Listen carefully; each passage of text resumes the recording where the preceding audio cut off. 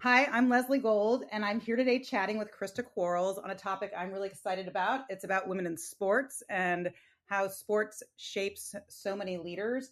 And sports was a huge part of my identity growing up. I was a three varsity athlete all through high school. I was known for dribbling a basketball wherever I went. My mom would say you could always tell where I was because that sound of that basketball hitting the pavement was sort of my signature. So anyway, Krista, how did you first get involved in athletics?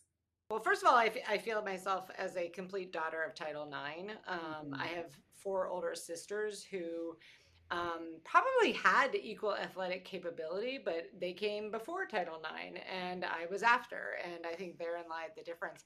I was the sixth of seven kids. We grew up in Western Pennsylvania. Summertime was like my mom kicked it. We had to read, play piano, and type before we could go out and play. But then we like left, and then I was like, running around barefoot and like literally the woods, the yards, the neighbors. We were kind of all just like running, and a lot of it I think had to do with the fact that I had an older sister, and I was just trying to running to keep up.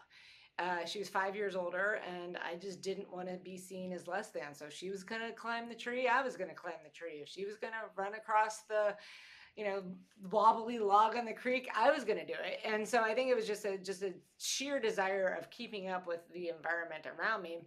And then by happenstance, I joined my elementary school basketball team. I think that was fifth grade. Nobody in my house had really played basketball. Although I learned my grandmother had played for a really short period of time, but they like had wore skirts and Yeah. like So they only played half court and could only have a certain exactly, number of it's a shots. totally different game. Yeah. And I just kind of, I guess, took to it. I was tall for my age, and as I joke, I started out playing center, and then in high school I played forward, and then in college I played guard. I didn't get any shorter, but everybody else seemed to get taller around me. And it just, I think I had a lot of passion to win. Like, I talk to the kids. I have two boys who play sports, and I talk about size, skill, and spice. And in some sports, if you're not the right size, if your body isn't shaped for the sport, you're just going to have limitation. Most sports have some element of skill. Certain basketball is a very high skilled sport if you can't shoot properly. But a lot of sports, I mean, like track and field isn't as high a skill, but you have it in there. It's just a different temperament. And then there's spice. And I think I just had a lot of spice. Like I wanted to win. I wanted to get the ball. I wanted to like put the W on the thing. And I was kind of willing to do whatever it took to get it up there. And I think a lot of kids, if they have all of those three, they're going to be hyper successful. And if they have two out of the three, they're probably going to be pretty successful through high school. So I know you did track and basketball in college. So did you start, and it sounds like you kind of organically found your way to track by running after your sister and climbing trees. Like when did you start really getting into those sports? Yeah, so in high school, I actually founded my high school cross country team. So I played high school, or I ran cross country, and I also ran track. I was kind of not quite fast enough to, I wasn't built back to like size. Like I wasn't built to run. My body is bigger, stronger, more powerful. And you look at runners and they're like light and lean and long. That is not, but again, my spice factor enabled me to do relatively well through that time period. I think the running really to some degree became as an outgrowth of I didn't have any other skills really. I couldn't play volleyball, I couldn't golf, I couldn't play tennis. None of those sports had really been available to me, but I could run. And it was something that also kept me really in shape for basketball, which had, I would probably say had been my number one sport. But it really, and it also, I mean, running is just, it's an individual pursuit. It's you versus your mind. A lot of times it's you versus the pain. And it's how much can you endure and how much can you just, it's like I also grew up in Western Pennsylvania. We had a lot of hills. And there was a psychology of running a hill. Like you Mhm. accelerate when you get to the top of the hill so that your competition, when they're at their tiredest point, looks at you and says, there's no way I can beat you. Yeah. And you can imagine how that works in business then. Yeah. And I definitely want to get into the business, but I'm curious, and it's interesting. And I know we both have kids, but you mentioned like the impact of Title IX, and I'm a similar generation where I remember Title IX. I started in sports. I was a basketball player as well. And there wasn't really organized girls sports yet. Like, as you said, you kind of had to organize the team. And I mean, when you talk about the impact of sports on women, how much of that it was just that first generation of women almost had to create what wasn't there, and that's sort of what shaped leadership versus today, where there's almost a sports factory around every child sport that exists. Well, you got to follow the money too, right? I mean, so the removal of regional sports dollars put it into the hands of these, and this is why these athletes are all having to play year round. Like you find a soccer player who does not play year round, you cannot. Mm-hmm. And then you wonder, like, is that going to yield the right outcomes at the end of the day? And so we're big multi-sport athlete proponents in our family, which is definitely not popular because, as every coach will say, they love a former multi-sport athlete. They want all the benefits that multi-sport brought them, but they want you to solely concentrate on your own thing. But if you think about it, if we didn't have multi-sport, Michael Jordan would have been a really crappy baseball player. Mm-hmm. And so I do think that that's super important. For me individually, I would say, yeah, I started my high school cross country team and we got that together. But there was one coach who made a massive difference in my life. And so, if I think through my high school experience, teachers sort of mattered, but my coach, my high school basketball coach, a guy named Rich Rosensteel, he actually had a daughter who went to the Olympics twice. I think I benefited from the fact that he had 4 daughters and 1 son. So he believed all of these women around him got the benefit of his belief in girls' sports. And some of my favorite sayings come from that experience. One of the things I say all the time is be careful when the coach stops yelling.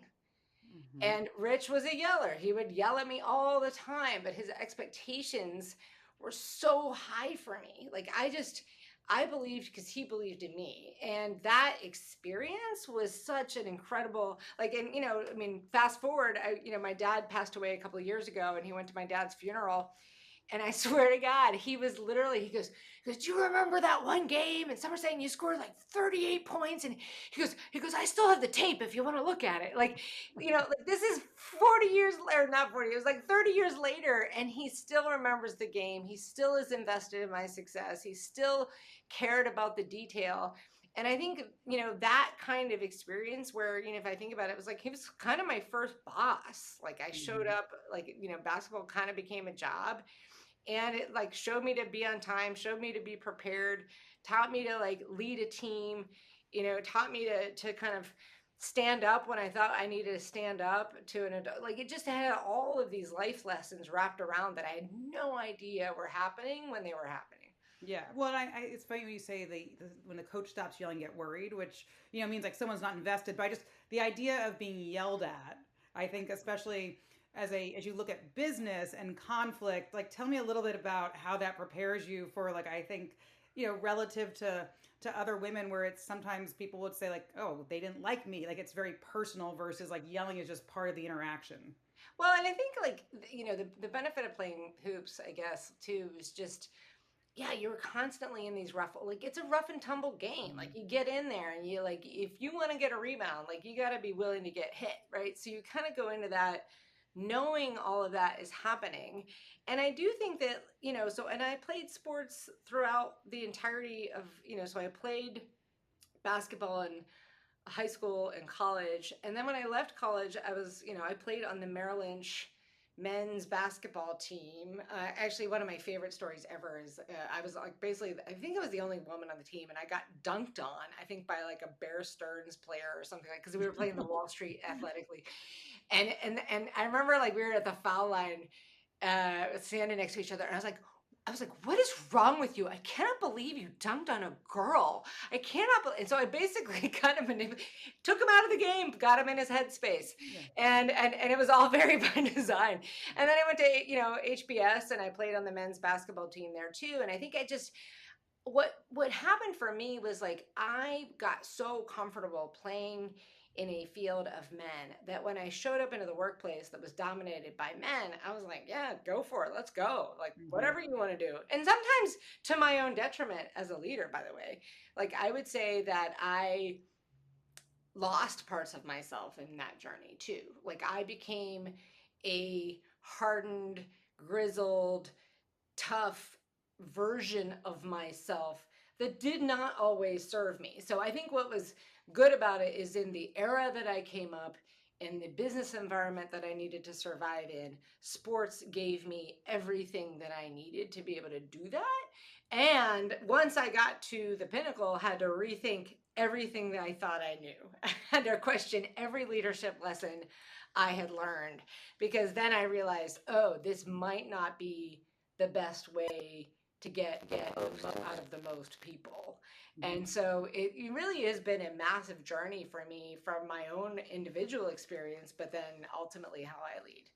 Have you, like, when you look to hire women or you see women, can you spot the athletes? Do you know, like, or when you because you when you encourage people and you feel like it was so formative for you, is it just for you, as or lesson everyone else can take from that? I think I mean you can to some degree spot the athlete, and but also I mean it is almost a byproduct of women succeeding in business right now. I think I saw a stat that the Fortune most powerful women, it was something like almost 70% played competitive high school or college sports. It became a mechanism that enabled women to hone the skills that needed. Now, I would love to see a future where maybe that isn't necessarily the future space, but I think there's something so great about it. And I look at my own kids even, and they, I always say like, how do you manufacture grit in Silicon Valley? It's Hmm. really hard. Really hard. Really hard. They want for nothing, right? I always say like I got grit the old-fashioned way. When I left, high school, my mom, we got a kick in the pants in a suitcase, and it was like, if you come back, we're charging rent. So like I had a very different. I didn't have a backstop. I had to figure it all out.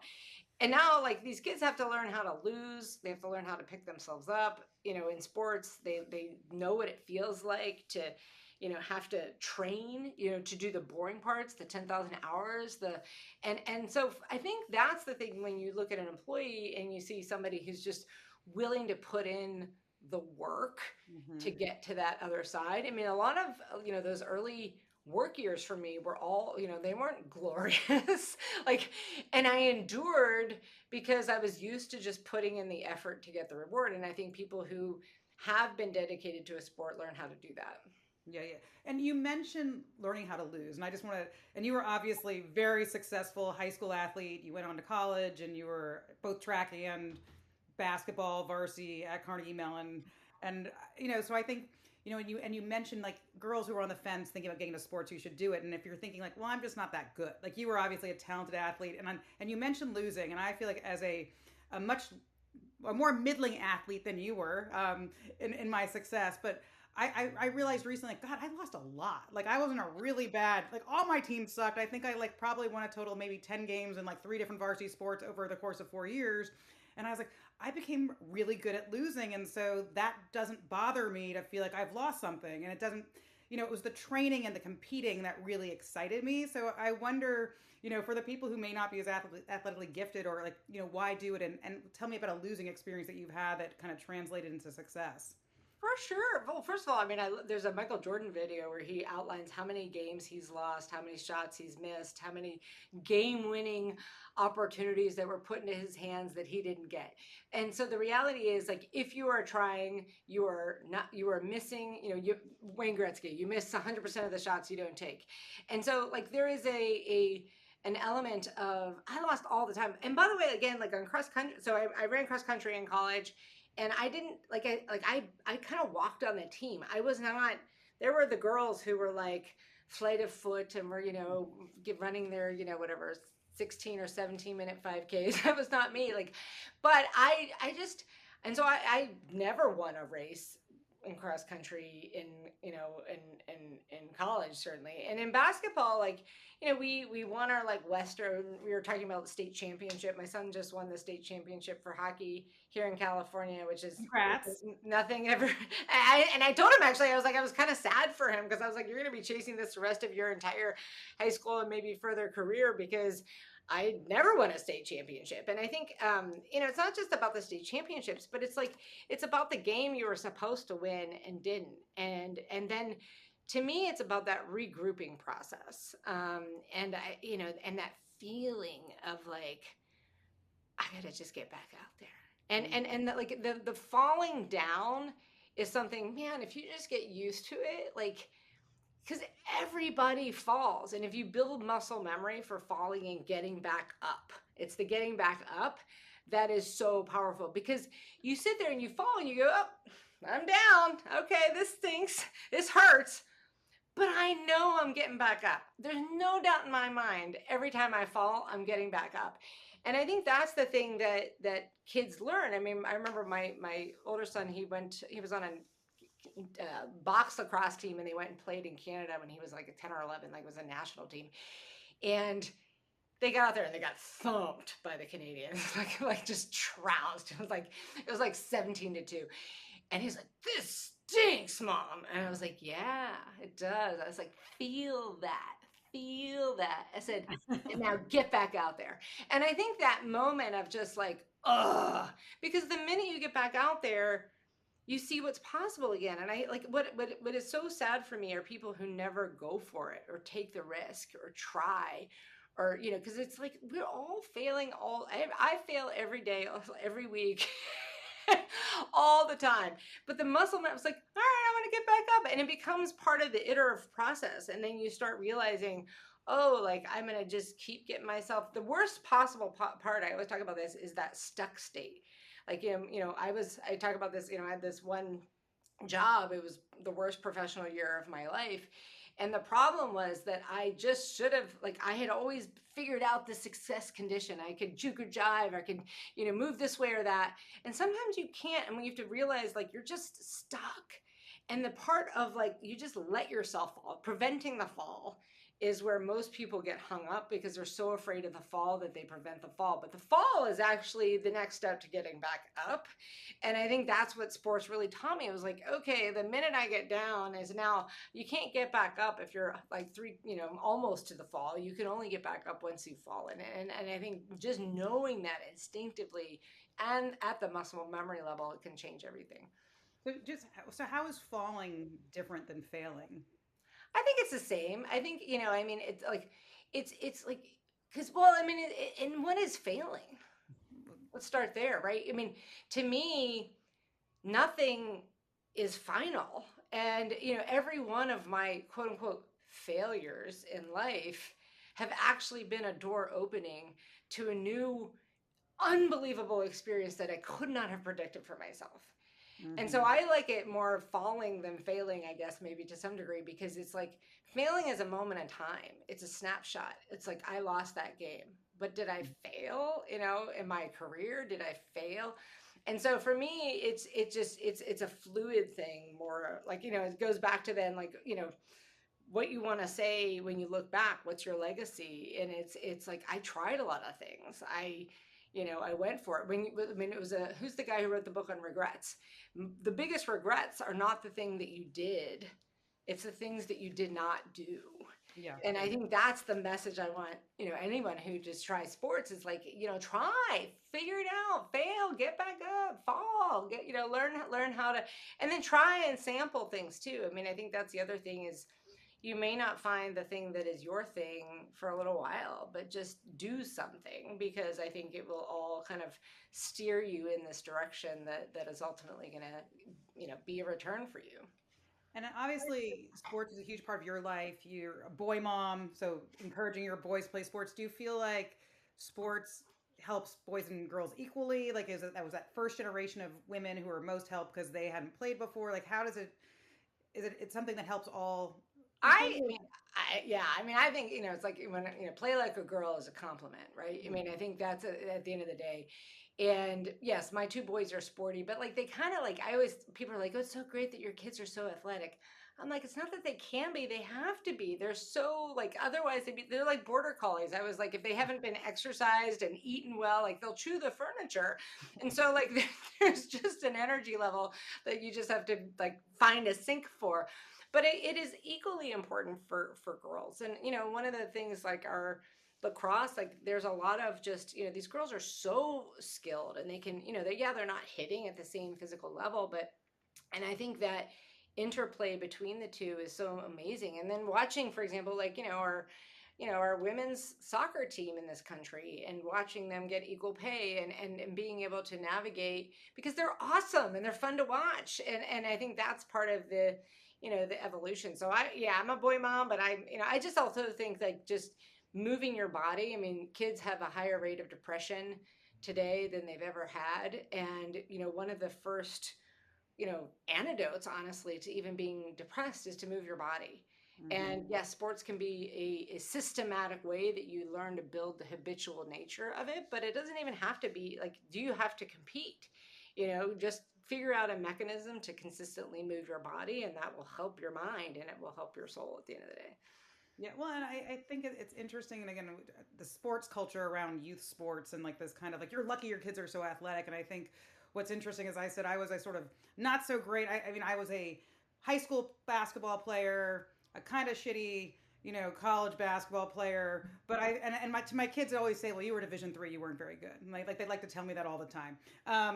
And I say to them, like like what I learned like playing basketball like sticks with me today. Even though no one sees me as a basketball player, I was never that good. Like there were those lessons that like kind of stick in my head. And you mentioned your coach, and I remember like during a halftime, my coach was like, "Someday you guys are gonna be doctors, and you're gonna have to do a surgery, and this minute counts, or you're gonna be in the courtroom." And I remember like that so well because I was like really not getting off the bench, but it was like there's these moments of like that minute is gonna be where you show up.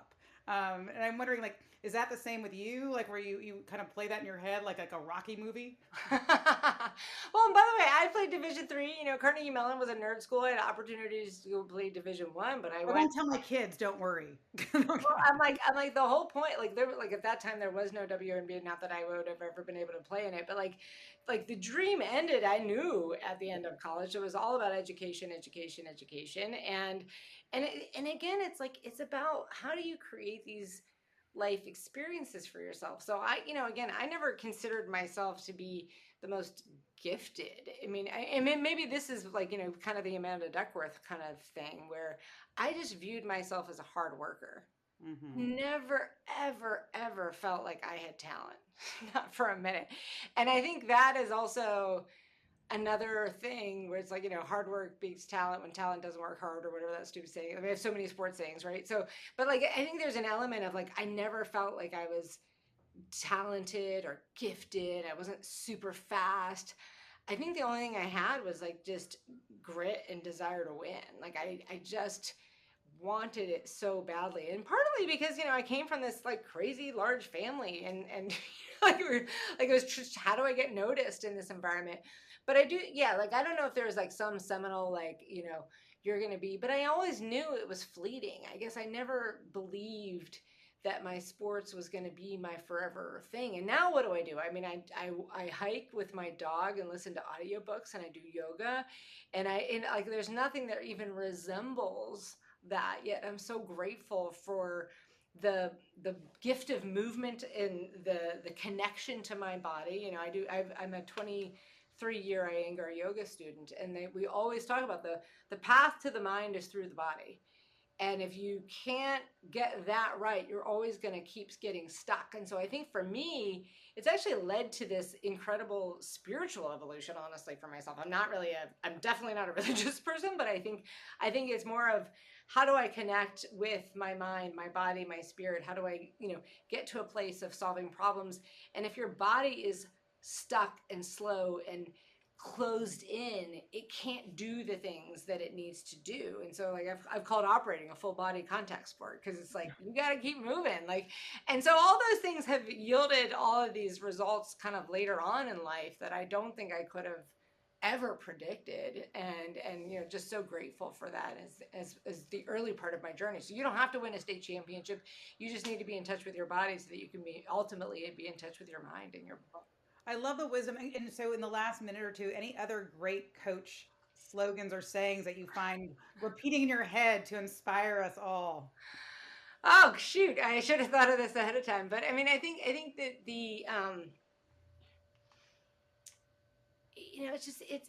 it's take the risk.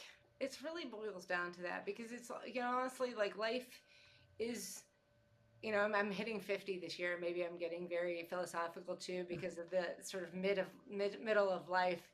But I'm so, just going all in, and always taking that risk on yourself in pursuit of collective success or even individual success. But I find, for me anyway, it's the pursuit of the team.